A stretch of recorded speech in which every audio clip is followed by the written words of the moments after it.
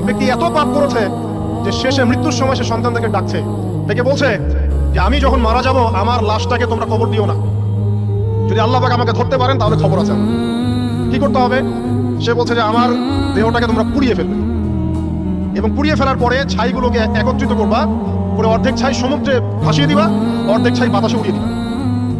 সন্তানরা তাই করলো।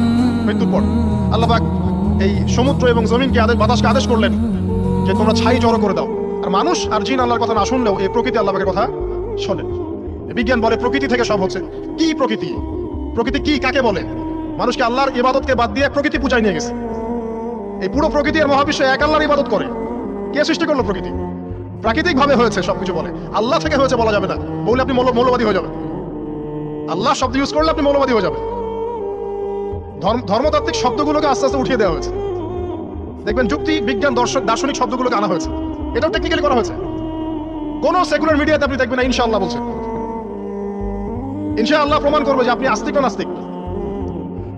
তো প্রকৃতিকে আল্লাহ পাক আদেশ করলেন এই সমুদ্র ছাই জড়ো করো, এই বাতাস ছাই জড়ো করো। তারা ছাই জড়ো করে দিল।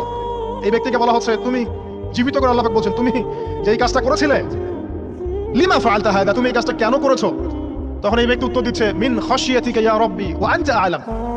হে আল্লাহ, আমি আমার বুঝে যা এসেছে আপনার ভয়েই আমি এই কাজটা করেছি, আর আপনি খুব ভালো করেই জানেন যে আমি আপনার ভয়ে করেছি নাকি অন্য কোনো কারণে করেছি। মানে আপনি আমার মনের কথা জানেন।